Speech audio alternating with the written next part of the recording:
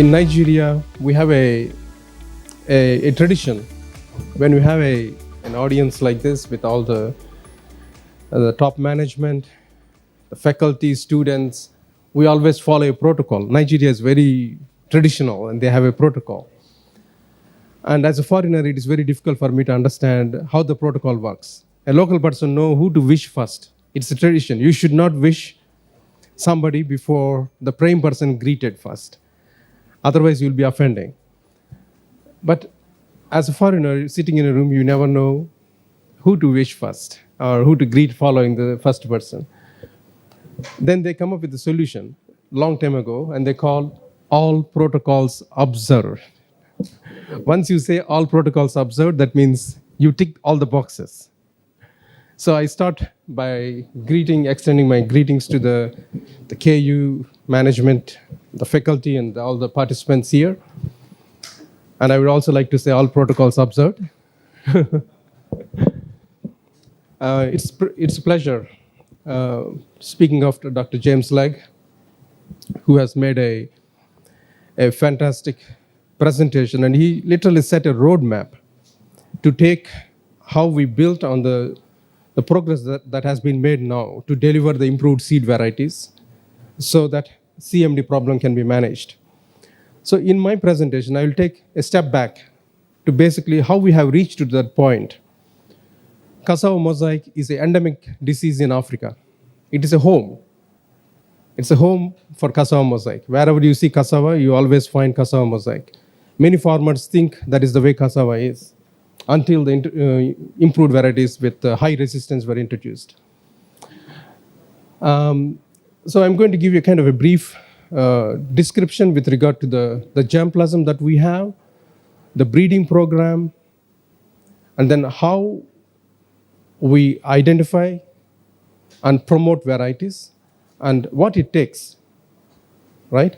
And I conclude with presenting some opportunities for further collaboration. So my first slide, this is not the title of my talk. I was just sometimes a threat is an opportunity. Professor, as mentioned before, people were discussing about cassava mosaic coming into Thailand. So it used to be a risk. It was perceived as a risk to Thai cassava industry. But then unfortunately, it became a reality some 10 years ago, 10, 15 years ago. A risk turned into a threat. And then that threat has given new opportunities to focus on the breeding program, to revive the breeding program, and also look at what more we can do to enhance the yields. We are not only looking at cassava now, we are also looking at how we further improve the yields. So sometimes threat presents an opportunity. So in a way, cassava mosaic is reinvigorating the cassava breeding program in Thailand. And likewise, it is also providing new opportunities to bring in access to new genetic resources. So this is a well-known story. The cassava mosaic has two, I would say, domains. One domain is Africa. It is the same disease, but the viruses that are responsible for cassava mosaic in Africa are very different from those that are present in Asia. In Asia, it was only reported in Sri Lanka and India before, only two countries, South Asia, never in Southeast Asia.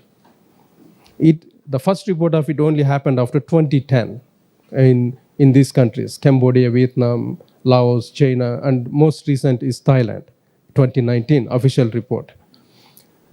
This virus is Sri Lankan cassava mosaic, previously only known in this region. So based on the origin, we speculate. We can never accurately say how the virus has come to this region.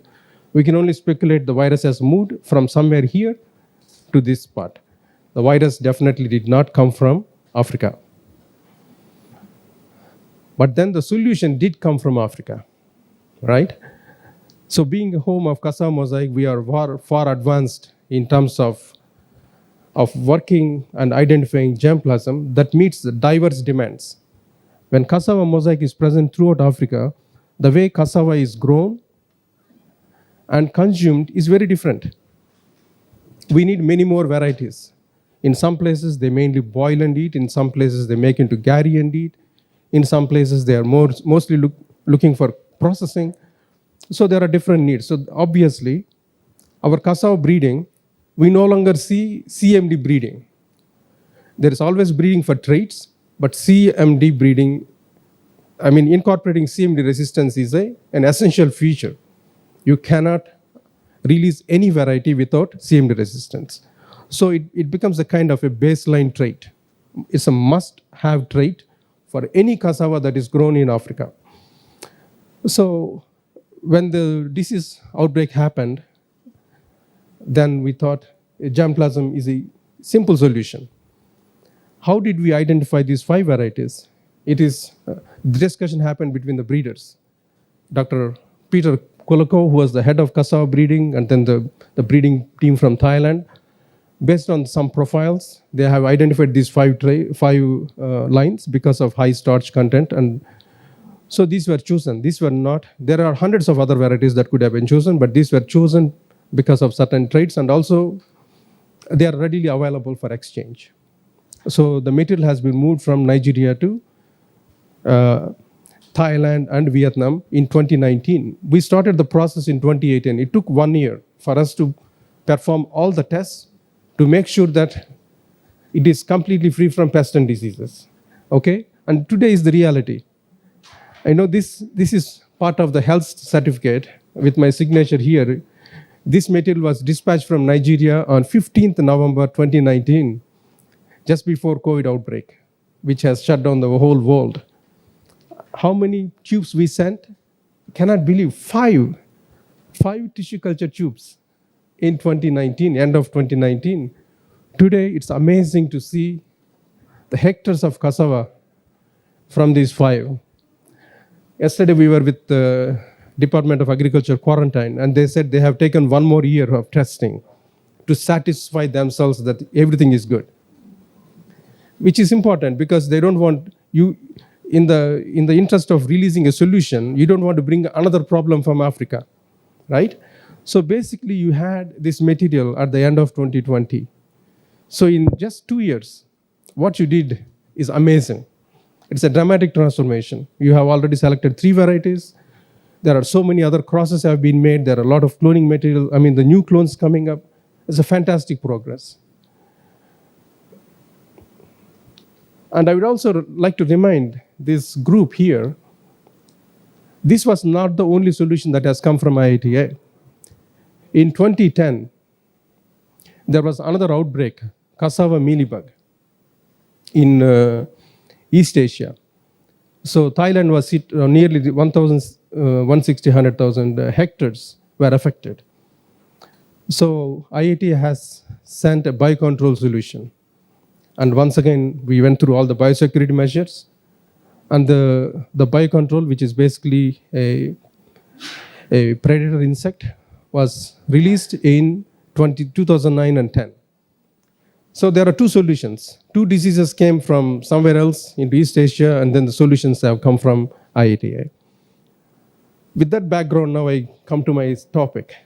It is all about diagnostics and phytosanitary management of cassava germplasm for distribution purpose. So many of you know that we are a CG system. There are 15 centers across the world. What you see here is the headquarters. And there are stations in many, many countries. We are almost like a international agriculture system.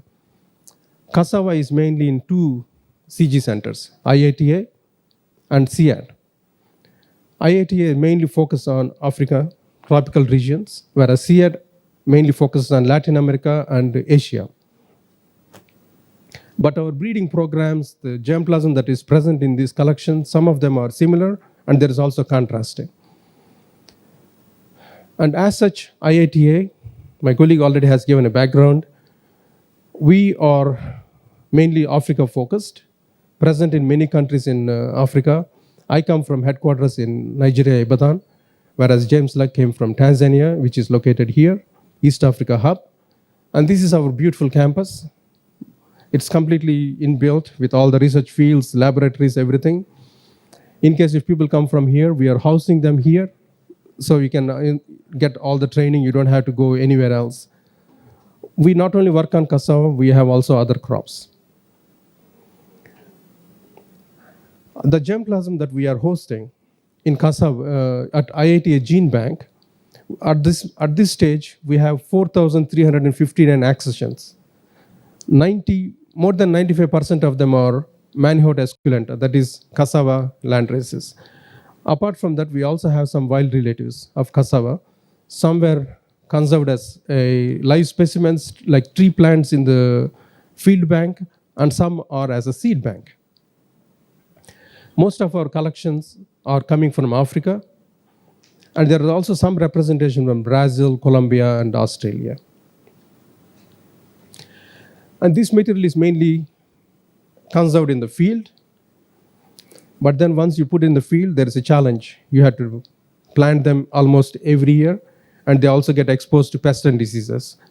So what IITA does, we have an in vitro bank. We move all this material into tissue culture, which reduces the risk of pest infection, and also it is easy to conserve. And more recently, we also started cryoconservation so that we can keep material for long-term storage. The material that we don't use regularly, we keep them under frozen conditions. It is all to reduce the cost and efficient maintenance of operations. We have various activities with regard to the germplasm improvement. I won't go into details, but just as an outline, as part of the gene bank, we continuously work on improving the conservation methods. IITA frequently conducts collection missions to bring in new germplasm. We are also characterizing both morphological and using genotyping tools to understand the diversity. Many of the collections that were obtained in the past don't have proper passport data. So that is something we are doing. We are also establishing core collection. So in case we don't have, if you want to evaluate germplasm, you don't have to test all the 4,000 plus accessions. You can bring a small subset. We are now establishing a trait specific, like a collection which is known for only having high CMD resistance, a collection known to have only high dry matter content. So we are also looking at that kind of collections. And also user-friendly cassava descriptors. And then we also have a very strong breeding program. Okay, the breeding program mainly focuses on pest and disease resistance, cassava mosaic, cassava brown streak, tolerance to insect pests and mites. We focus on yield traits, climate resilience such as drought and flood tolerance, molecular markers, and new methods for breeding cycle. So there is a lot happening. One thing that we discussed yesterday about the markers. In the last 10 years, as part of the Next Gen Cassava project, IITA and CIAT and partners have invested very heavily in sequencing cassava genome and also doing the genomic selection. Now we have good markers for almost 14 traits that covers biotic stresses like cassava mosaic disease, cassava green mite, quality traits like dry matter content, carotenoid content, plant agronomy like harvest index, plant type. So there are 14 important traits. You can see here these spikes. What is the advantage of it? When you do crossing here, you don't have to do phenotyping. Even before doing phenotyping, you can use these markers, make selection, reduce the population, and then do the phenotyping. So it accelerates the breeding to develop improved varieties. All these markers are available for use. In case if KU want to adopt these markers, they are available. And more specifically, the breeding for cassava is ongoing since 1970. It is not a new program. Because as I mentioned, it is a cassava mosaic is an endemic disease in Africa. You cannot grow cassava without CMD resistance. As you can see here now, this is severity index. Just by using improved varieties, there is a dramatic reduction in disease severity in the farmers' fields as well as in the germplasm. As they're reducing the severity, they're also increasing the yields. You can see here comparison of improved varieties versus land races. Almost in all the states in Nigeria, this is a data coming from different Nigerian states, farmers' fields. It is not research trials. And this is the data, country average, again from the farmers' fields coming from different countries. The yield improvement is dramatic. And this bulk of the yield improvement is mainly coming from controlling CMD because most land races are CMD susceptible. So this is what could happen in Thailand and East Asia if we don't control CMD. CMD is a degenerative disease. You know, cassava is clonally propagated. As you plant infected cuttings year after year, it becomes weaker, weaker, and weaker. Eventually, in first year of infection, the yield loss may be 10%. Next year, it will go down to 20. Eventually, it drops to 80% loss, right? That is why resistance is super important. Unfortunately, we have those lines now. Now, there are a lot of varieties released. These are some of the varieties currently being promoted in Nigeria. These are the official release names. These are promotional names. They are very interesting. The promotional names are selected by the people, right? You can see IITA means beautiful. It is in Nigerian language. Farmer's pride, fine face, sunshine. TME 419 is so popular, it doesn't need any popular name. People know TME 419 as TME 419. They don't want any popular name. So in Nigeria alone, there were nearly 70 releases of improved varieties. Likewise in many countries, right? I'm just giving Nigeria example. There are more details in that website here. Just few, some of the lines that we are promoting. Most of the varieties that are selected are for high yield because in Nigeria, they mainly use for food production, food purpose. Fresh weight, they focus on high fresh weight as well as dry matter content. This is from Africa, Nigerian experimental trials. CMD, very high CMD resistance and erect type.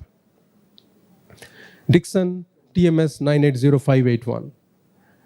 You see, there is a difference. TME means it's a land race. Tropical Manihot esculenta. It's a land race. Whereas TMS is a breeding line. That means it has been bred and released. So once again, high yield, erect plant type is preferred. Farmer's pride, this is not sent to Thailand, but is one of the popular varieties in Nigeria because of high yield. And fine face, 980505. Again, very high yield, excellent Gary production, good for processing, but it has a umbrella type of branching. Okay, it has erect branching up to certain point, and at the top, it branches. And farmers like it because they don't have to do weeding. It covers uniformly and then weeds don't grow. Sunshine is another variety. I was just using it as a contrast here. It branches right from the base. Something not preferred here, but again, much preferred in Africa because this kind of varieties are good for weed management. It's not only brown cassava mosaic, there is also a lot of progress in cassava brown stick disease resistance. As James mentioned, this disease is only present in East and Southern Africa, even within Africa. It was not present in West Africa or Central Africa. And there are recently some good resistance have been identified in Latin American germplasm. This is still under evaluation, but quantitative resistance have been identified and some varieties have been released as part of the previous projects. And we were discussing yesterday, we should not sit back. These diseases can come, suddenly surprise you, right? In the future. So it is good to even start thinking about management and prevention for cassava brown streak in Thailand. There are genetic resistance available. As part of the ongoing breeding programs, this material should also be brought into the East Africa. Now, distribution. All these genetic resources are available. How do we distribute? If you want to distribute, we have three main elements. There is a gene bank, which is the primary organization responsible for germplasm distribution. And then there is a germplasm policy, like intellectual property management. We generally exchange material through material transfer agreement or standard material transfer agreement. And then germplasm health for phytosanitary testing and getting the permits necessary from quarantine agencies. So these three units have to work in tandem to enable germplasm movement from one country to another because it's a legal process. It's a technical process.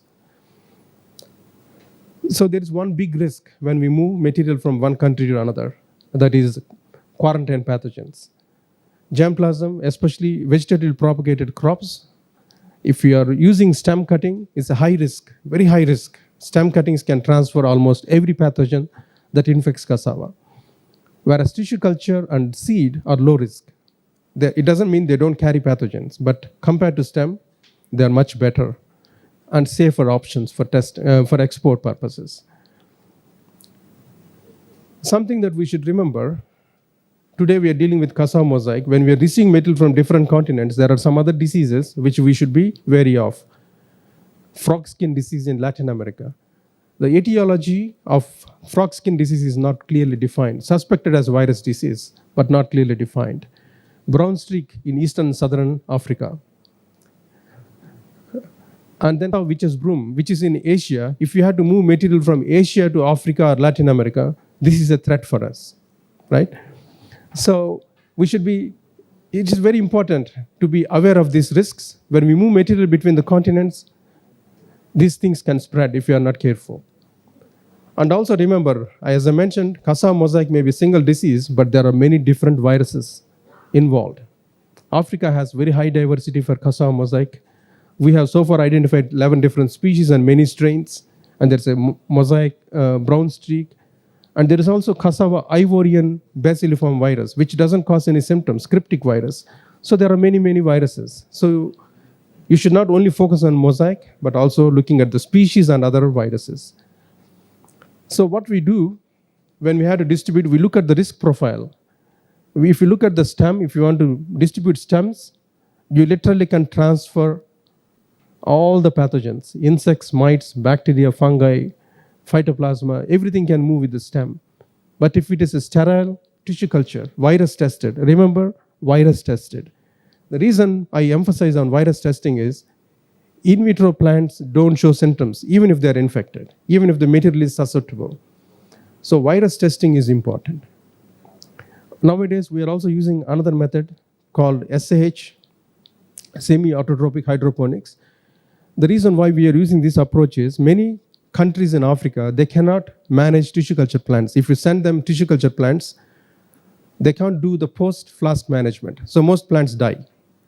So now we are actually sending as SH rooted plants. Seed is safest, but then seed is not homozygous. So it's always heterozygous. So you can see here, this is safe, this is safe, this is safe. If it is virus tested. Stems, high risk. Another important thing, diagnostic tools. We have to test for viruses. We can't see virus infections in vitro plants. We can't see them in stem cuttings. So it is important to use diagnostics. We have different types of diagnostics. These are just an example set here. We develop our own diagnostics because most of the viruses we work on, there are no commercial companies producing antibodies like IITA. IITA they only focus on commercially important crops. The crops that we work on, commercial diagnostics are very rare. So we focus on developing our own methods, and we develop different kinds. There is isothermal methods, multiplex methods, etc. Ultimately, when it comes to germplasm, we do two types of testing. The viruses that we are aware of, right? These are known viruses. Specific diagnostics we use. We also assume that there may be some unknown things present, right? Especially when we bring material from different countries, we don't know what they contain. So we also have generic diagnostics for detecting viruses or other pathogens about which we don't know anything. So here we use what we call high throughput sequencing. And we also do culture methods, bioassays. So we take extreme precautions and we go to all extent to make sure that the germplasm that we conserve is free from both known and unknown pathogens, which is very important because we have a responsibility of distributing germplasm from Nigeria to different parts of the world. If we do any mistake, we end up distributing pathogens, okay? So we don't do that. For that reason, we take very high level precautions. Before sending material to Thailand, we tested, even though all the material were pre-tested, we once again have tested them using the most advanced diagnostics, high throughput sequencing, to make sure that the material is free from all known and unknown pathogens. And then this material was distributed. And we don't not only test material, we also follow protocols that ensure production of pest and pathogen-free germplasm. I can give these protocols. I mean, these are freely available online, but I also have, if somebody is interested, from field, when we induce them in vitro, we take them through thermotherapy to reduce and eliminate viruses, and then we do meristem. Meristem is very, very important process because this is where we select virus-free cells. Meristematic cells are mostly virus-free. And then we do indexing. Let us not assume that if you do thermotherapy and if you do meristem, the tissue culture plants that you get are virus-free. Sometimes here also you can detect virus despite this process. So virus indexing is very important to make sure that they are really healthy, there is no virus present. And once we identify, then we multiply them in bulk and then we store. So when somebody requests, we immediately dispatch them. So anytime you request material from IITA, this is the process we go through, and we only distribute material if it is virus-free. If here we detect infection, it will go back to this cycle. Okay? So we do the virus selected process, and then we get the documents from the quarantine agency, and eventually we package them and then distribute. So this whole process looks like this. Okay? This entire cycle. It takes minimum 6 months to 12 months, and it's very expensive process. We don't charge anybody for this. It's all done as part of our global mandate. And we don't distribute any material without permits coming from the country. For instance, if we had to send material to Thailand, we get permit from Thailand quarantine agency. Otherwise, we don't distribute. No unofficial distributions. It's only through proper documentation. So now, this is the reality today. Okay, it's so happy to see these things now in the field. And likewise, we have distributed material to Vietnam also. And they are also growing, and there is beautiful contrast here. You can see all the susceptible lines of local varieties have gone, CMD resistant lines performing very well. Here is a caution. Germplasm improvement through breeding. Introduction of disease-resistant cultivars with farmer-preferred traits. Demonstration of benefits in the research fields or even farmers' fields. It doesn't make any difference. Okay, these are all fantastic scientific achievements, but they are not enough to change situation in the field. You remember the 10-point lesson given by James Legge. If you want to make a change, you need a system. Just as an example, this is cassava production trends. In terms of area, Africa is number 1 in the world. Nigeria produces almost 50%, nearly 25% of the total cassava of the global harvested area. Production, very high. Nigeria is number 1. Productivity, yields, Nigeria or many African countries are very low, according to the FAO data. You see here, this is FAO data. Nigeria is here, despite all the progress. Many African countries are here. Most of the Asian countries are at the top. They are getting an average yield of more than 20 tons, highest yield of more than 30 tons. Okay, and why Asia was always on the top? It is mainly because you don't have cassava mosaic, which is one of the most yield affecting disease. That is what is happening. You can have all the changes, but if these varieties are not reaching farmers, no change happens. So I'm not going to repeat what Dr. James Legge has already said. It is very, very important to have an efficient delivery system. And the delivery system has to work sustainably. It is not just work for 2 years and then it should stop. It has to work sustainably. A lack of efficient seed delivery system in many African countries, because there was so much focus on breeding improved varieties, working with nodes, distributing material. It has not been making change, because in Africa, the national programs are weak, and there is no seed system, especially for vegetatively propagated crops. And also growing conditions are suboptimal. So what has happened? Since this realization has come, why after so much of investments, yields are low in Africa? And then people realized it is not, farmers are not growing the improved varieties. So that's where now we are focusing so much on seed delivery, seed systems. We have a project, ongoing project called Building an Economically Sustainable Integrated Cassava Seed Systems, BASICS. The model, as already explained by James, as you can see here, from breeding integration, rest is all about seed systems. From breeding to various process to bulk the seed and eventually enable farmers to grow these varieties and then reach farmers. Because most African governments now focusing on industrialization of cassava. They want to use cassava as a raw material for starch production. So as a kind of a summary, an integrated system basically have varieties, propagation and delivery system, health, and agronomy management. Let's not assume that only varieties can change. There is a need for some management. And then information management and coordination, which are very, very important. I just give few other tools which are important for Thailand, in my opinion. You need varieties, you need a system, but you also need some tools. Yesterday we have seen Department of Agriculture and Extension has a plan to distribute both tolerant varieties, that means they have some susceptibility to CMD, and resistant varieties. One of the important things when you're distributing tolerant varieties is testing to make sure that your source seed is free from cassava mosaic, otherwise you end up multiplying. We have simple diagnostic tools which can be conducted in the field. You don't need a big laboratory, very cheap to adopt. It's isothermal methods.